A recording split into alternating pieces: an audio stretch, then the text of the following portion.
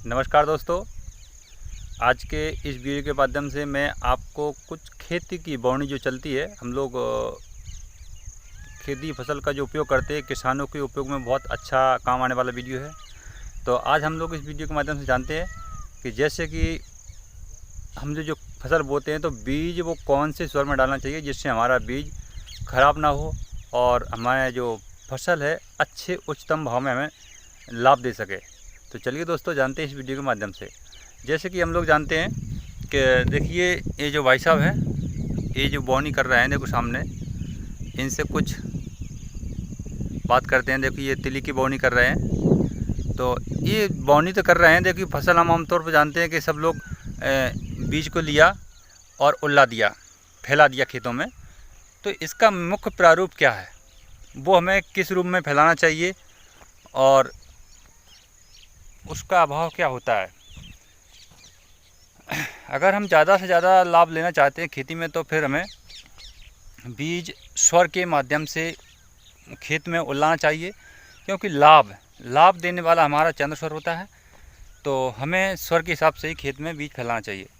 तो दोस्तों चलो अब हम देखते हैं, भाई साहब से पूछते हैं कि इन्होंने स्वर के हिसाब से बोया है कि नहीं बोया है, या फिर नहीं बोया है तो उन्हें हम सलाह भी देंगे।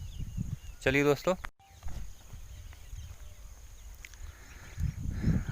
आप जो बीज फैला रहे हैं खेत में, क्या आप चंद्र स्वर या सूर्य स्वर के हिसाब से चल रहे हैं कि जैसे हम लोगों ने एक रीति होती है उस हिसाब से चल रहे हैं, रीति रिवाज से? देखिए हम आपको एक बहुत ही बेहतरीन तरीका बताने वाले हैं इसमें कि आपको अगर फसल में अच्छा उपयोग लेना है और लाभ लेना है अधिक, तो पहले इस चीज़ को समझें कि चंद्र स्वर हमारे जीवन का एक पालन पोषण करने वाला होता है, और जो हम फसल उगाते हैं वो भी हमारे जीवन को चलाने वाली एक मुख्य धारा होती है जिससे हमारा जीवन चलता है।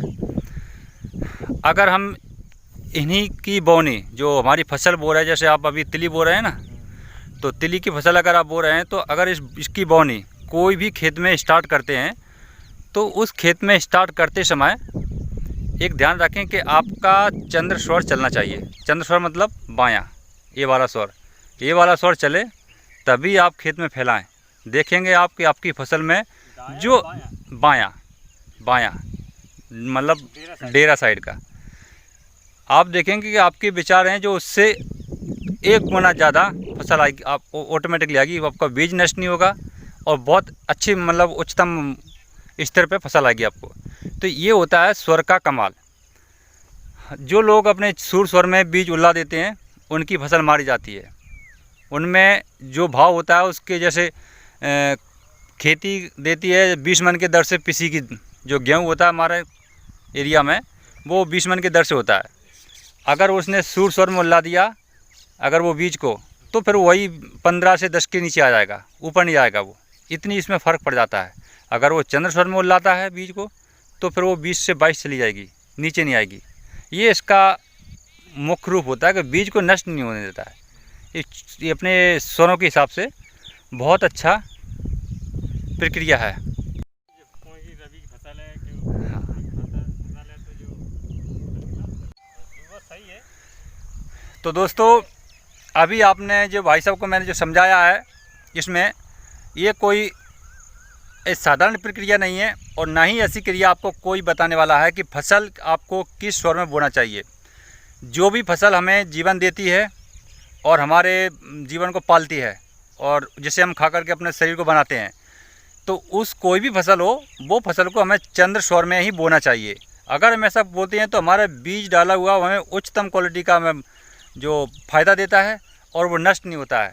तो दोस्तों आप भी अगर किसी की बोवनी कर रहे हैं, तिली की भी तिली है और इस समय पे मूंगफली है, जो भी सीज़न की बोवनी चल रही है, तो उस सीज़न की बोवनी के हिसाब से आप बोएं और देखें कि आपका लाभ बहुत होगा आपका।